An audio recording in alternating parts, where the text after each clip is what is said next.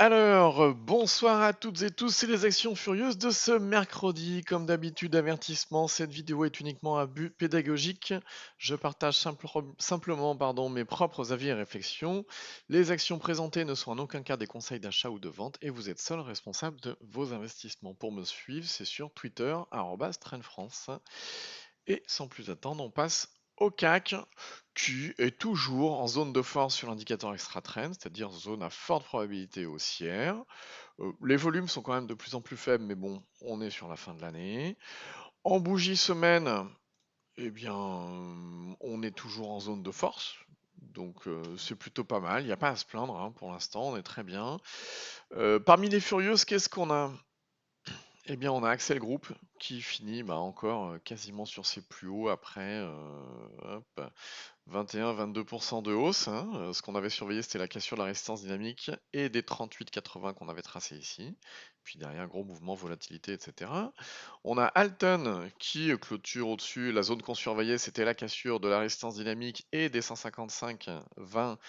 Ça a été cassé. En amont, on avait également cette oblique baissière là qu'on guettait avec le retour sur la ligne de traîne. Enfin bref, là tout progresse, c'est plutôt pas mal également. On a également Dieteren. Alors pour l'instant, pas de quoi s'emballer, il n'y a pas de volume, il n'y a rien, mais on approche de la ligne de résistance dynamique que j'ai entourée ici. On est déjà en zone de force, donc ce qui est plutôt pas mal.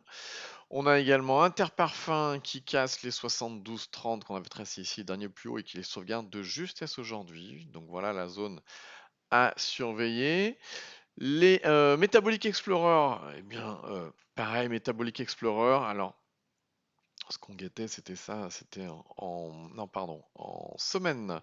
Voilà, la cassure des 6,54 qui nous permettait de dégager un mouvement haussier et de la volatilité et du volume. C'est ce qu'on a eu là, hein. Les volumes, ils sont revenus d'un seul coup. On a eu la volatilité, on avait cette zone à surveiller et là, on s'en éloigne tranquillement. C'est même vraiment bien.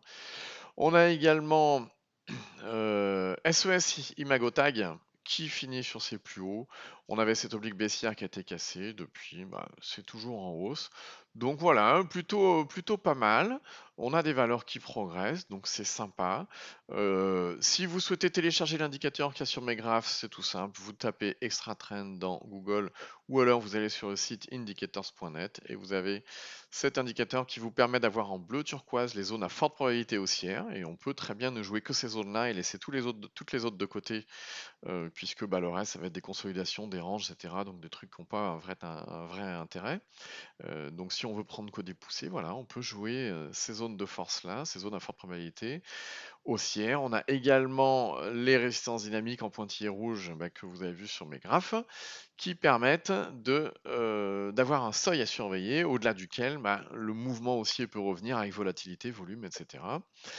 Si vous découvrez cette chaîne, c'est simple, il vous suffit de cliquer sur s'abonner et puis de cliquer sur la petite cloche pour recevoir tous les soirs vers 18h l'alerte, la notification en temps réel dès que je publie la vidéo du soir et c'est tous les soirs à 18h. Sur ce, je vous souhaite à toutes et tous une bonne soirée. À demain.